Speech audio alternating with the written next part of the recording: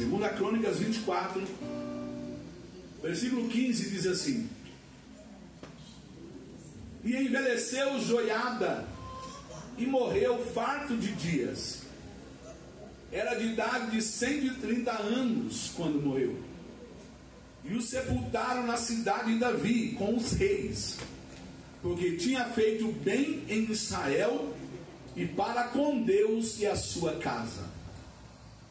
Porém, depois da morte de Joiada, vieram os príncipes de Judá e prostraram-se perante o rei, e o rei os ouviu. E deixaram a casa do Senhor Deus de seus pais, e serviram às imagens do bosque e aos ídolos. Então veio grande ira sobre Judá e Jerusalém por causa desta sua culpa. Porém, enviou profetas entre eles para os fazer tornar ao Senhor, os quais protestaram contra eles, mas eles não deram ouvidos. E o Espírito de Deus revestiu a Zacarias, filho do sacerdote Joiada, o qual se pôs em pé acima do povo e lhes disse: assim diz Deus, por que transgredis os mandamentos do Senhor? Portanto, não prosperareis, pois deixaste o Senhor, também Ele vos deixará. E eles conspiraram contra ele e o apedrejaram com pedras, por mandato do rei, no pátio da casa do Senhor.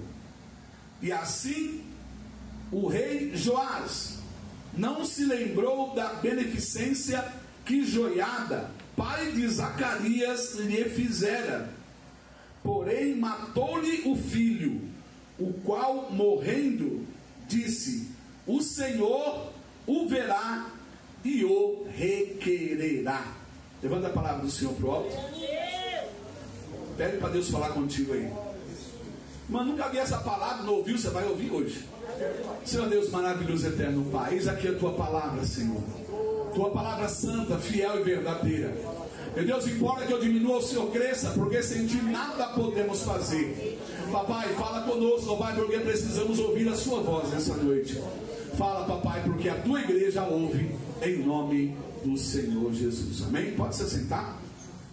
Aleluia.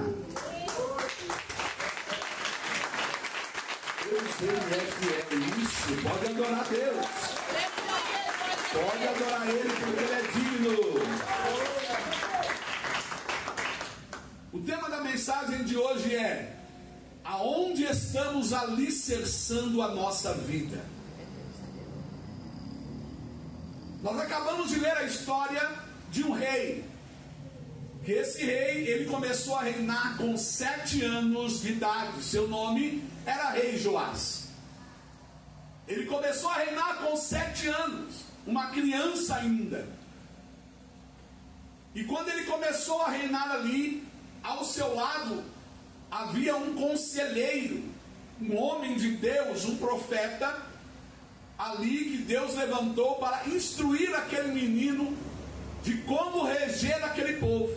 E o nome dele era Joiada. Era um homem de Deus. E ali aquele homem de Deus começou a instruir Joás, ali mesmo, ele sendo criança, o que ele deveria fazer para agradar a Deus.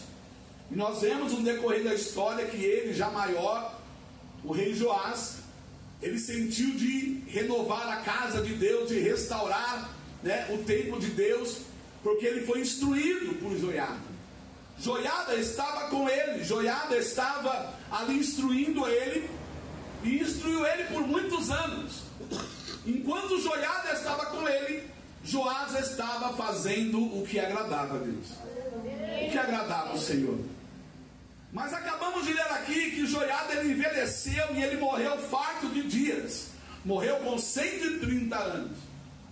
E após Joiada ter morrido, a Bíblia Sagrada vai dizer que os príncipes de Judá se prostraram perante ao rei. e se prostraram e deram conselhos que iam contra tudo aquilo que ele tinha aprendido. E a Bíblia diz que ele deu ouvido. Ele ouviu tudo aquilo que os príncipes disseram e ele abandonou o Senhor.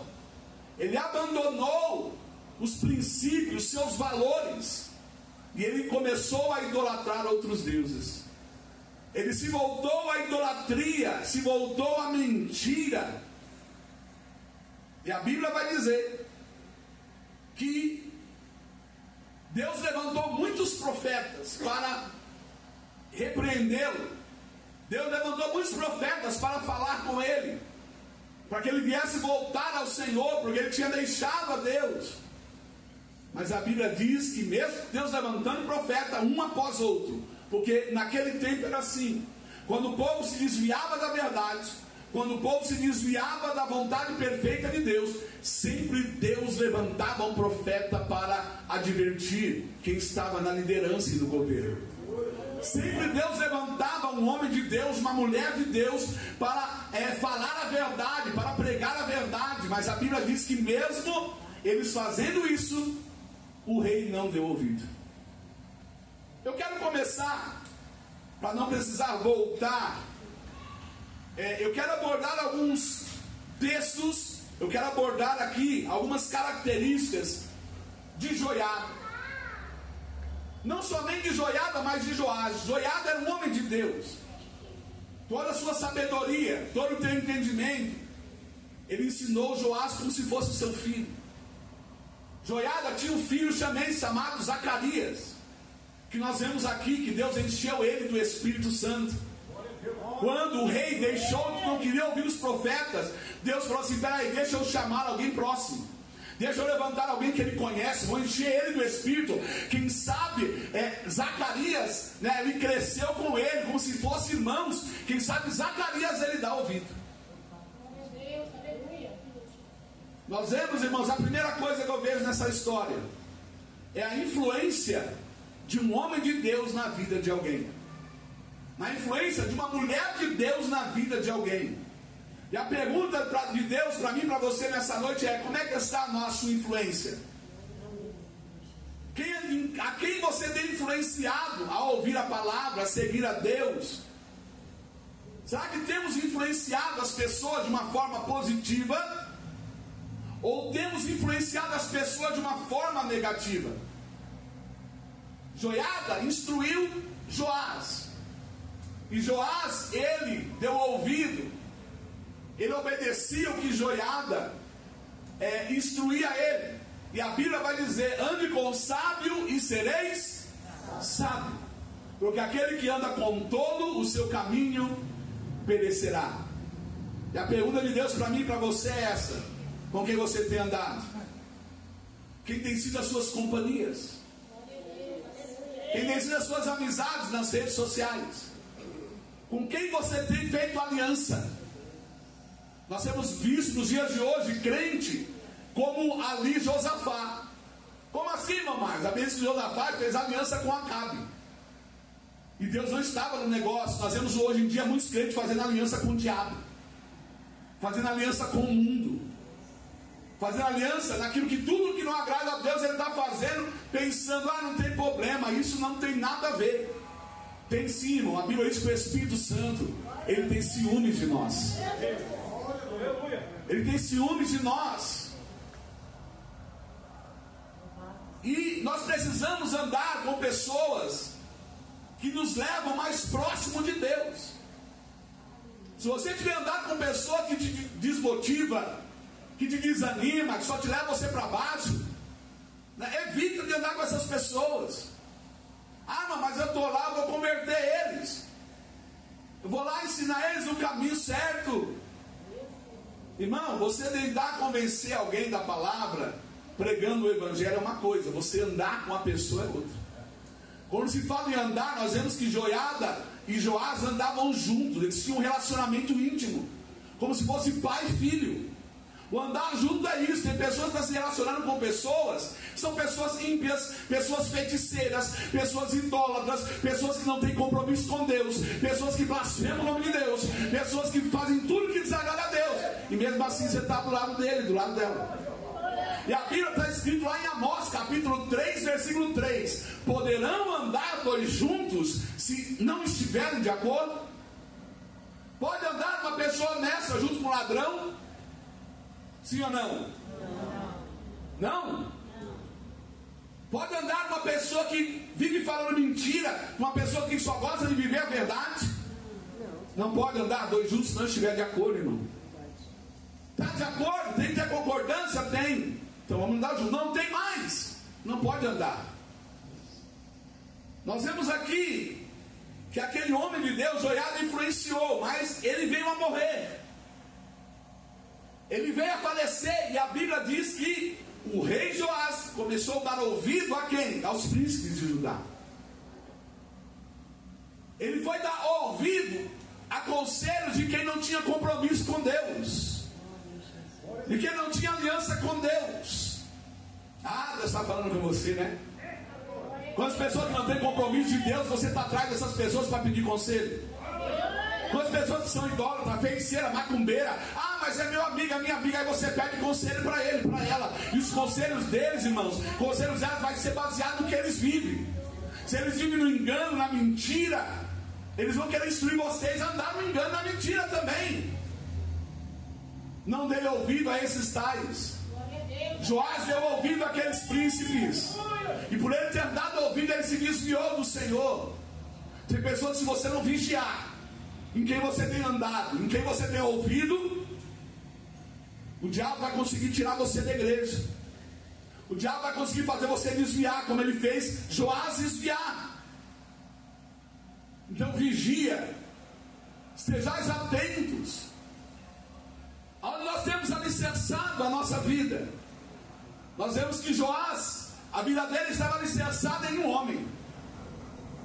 A vida de Joás, ele nunca está, não está dizendo que ele estava alicerçado em Deus, porque se ele tivesse alicerçado em Deus, quando o sacerdote Joiada tinha morrido, o que ele tinha feito? Tinha permanecido seguindo a Deus, tinha permanecido a seguir ao Senhor. Quem está entendendo? Amém. O homem, nós temos que instruir as pessoas, não se alicerçar em nós. As pessoas têm que se alicerçar em Cristo, é na palavra. A pessoa não pode, tem pessoas olhando alicerçando no pastor, pessoas olhando alicerçando no homem, numa mulher de Deus. Aí de repente eles causam escândalo, caem em adultério, pegam ele roubando. Como é que você fica? Glória a Deus, aleluia. Tem pessoas, irmãos, que estão alicerçadas em cargos da igreja. Tem pessoas que estão alicerçadas em posições. Tem pessoas que estão alicerçadas, não é em Cristo, nunca foi em Cristo. Um dia tinha um jovem na mocidade que ele tocava a bateria, e um dia teve uma confusão e parou de tocar. E eu falei para ele: mas por que você parou de tocar? Ah, não, está tendo uma confusão. Aí eu parei de tocar. Eu falei assim: ah, tá, entendi. Ele falou: entendeu o quê? Eu falei: entendi que você nunca tocou para Jesus. Você só tocava para agradar os homens, sabe? Tocava para agradar quem estava te ouvindo. Que é isso, mamaca? É verdade, porque se você tivesse compromisso com Deus, você não deixaria de tocar e de adorar a Deus por causa do homem. Então você nunca se alicerçou em Cristo.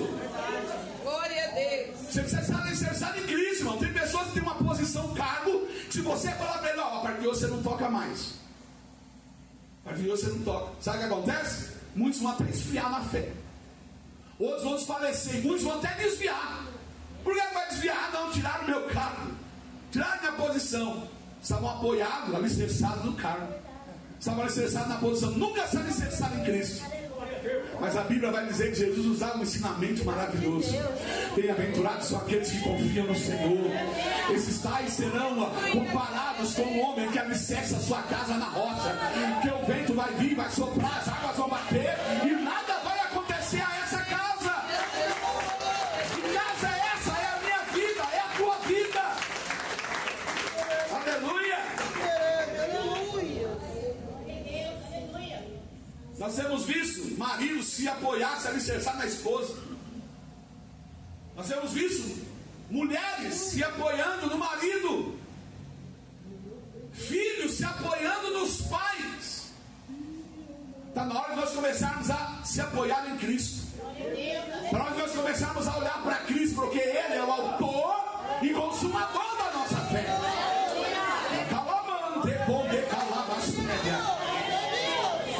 A Bíblia diz que Pedro andava sobre as águas lá no mar de Tiberíades. E ele olhava para Jesus e estava andando sobre as águas. Mas a Bíblia diz que ele uma hora tirou os olhos de Jesus, começou a olhar para o vento, começou a olhar para a tempestade. O que aconteceu? Começou a afundar, começou a naufragar. Ah, entendeu, não é porque você está naufragando? Entendeu, não é porque você está fraca na fé, não ora mais, não jejua, não consagra mais, entendeu? Porque você tirou os olhos de Jesus. Jesus falou assim: olhai para mim em todos os termos da terra e sereis salvos. Começa a olhar para Jesus de novo. Pedro começou a afundar, mas sabe o que me chama a atenção? É que Pedro, quando ele estava afundando, ele foi humilde o suficiente para levantar a mão e dizer assim: Jesus, me socorre, Jesus, me ajuda. Ele foi humilde para reconhecer. Jesus foi lá, pegou na mão dele e falou assim: ei, homem de pouca fé, por que duvidaste? E levantou Pedro novamente, alicerçou ele nas águas, e foram os dois andando para o barco novamente. Que ele foi humilde para reconhecer que estava afundando. Será que hoje, você que está aqui ouvindo essa mensagem, você é humilde para reconhecer que você está afundando? Você é humilde para reconhecer que a tua fé está naufragando?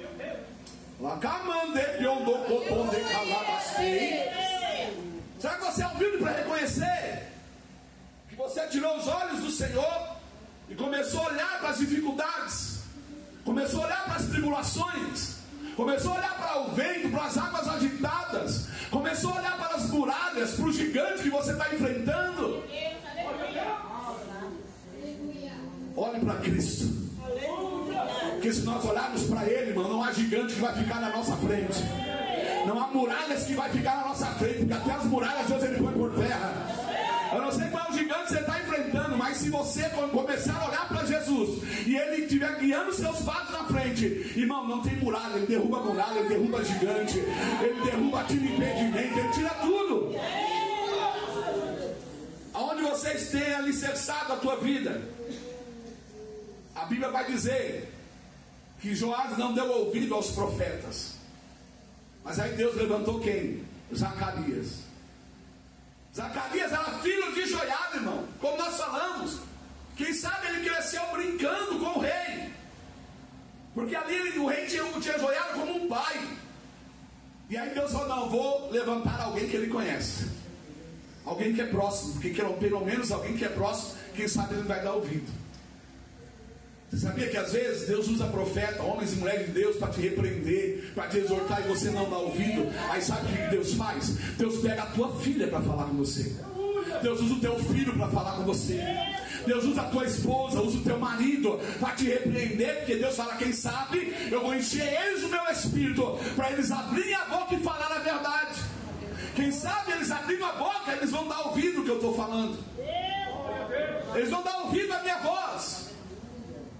E a Bíblia diz que mesmo assim, Joás não deu ouvido ali Zacarias. A Bíblia diz que Deus encheu Zacarias do Espírito, e ele foi até ao pátio ali, e lá no pátio ele começou a profetizar, como nós lemos aqui. Ele diz: assim diz Deus. Ele diz: não é eu que estou dizendo, não, é Deus que está dizendo. Porque vocês transgrediram os mandamentos do Senhor. Primeiro fez uma pergunta: por que vocês transgrediram a Deus? Por que vocês se afastaram de Deus? Por que vocês, conhecendo a misericórdia, o amor de Deus, a bondade de Deus, o perdão de Deus, vocês se desviaram dele? Por que vocês que conhecem o cuidado de Deus, a proteção de Deus, vocês estão se desviando dele, se desviaram?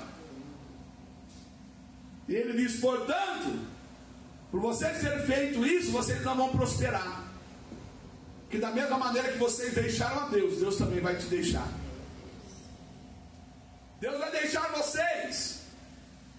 E ele começou a profetizar no pátio da casa. E a Bíblia diz que ali os príncipes conspiraram contra ele.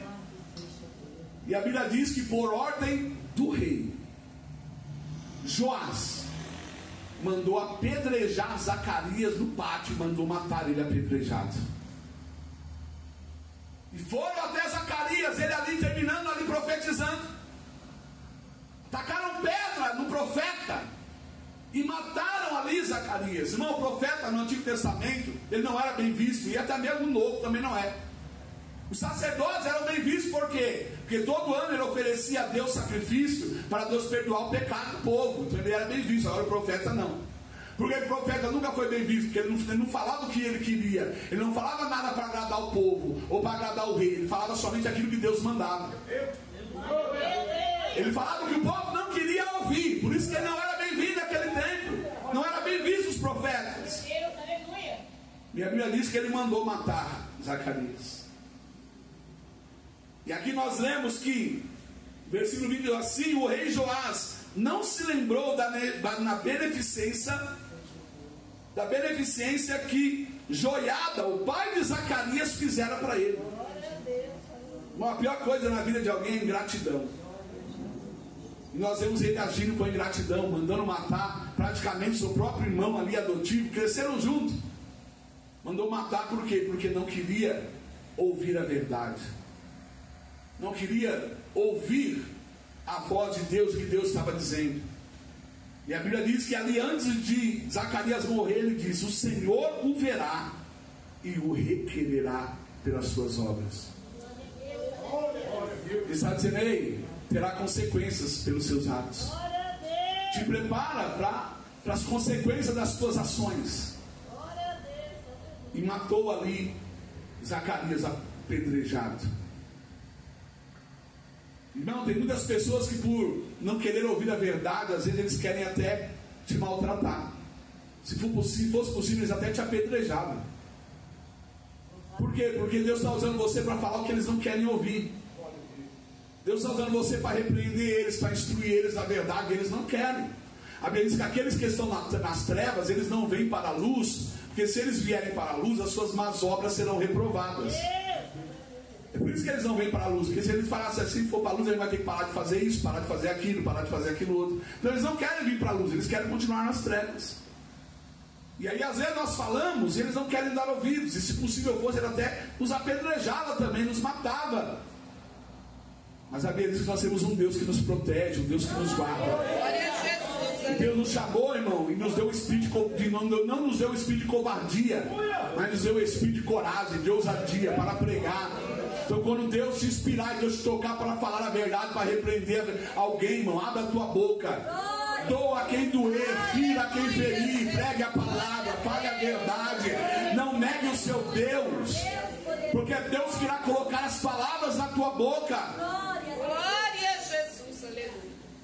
Pregue o Evangelho. Jesus disse, pegou os discípulos: vai lá pregar o Evangelho.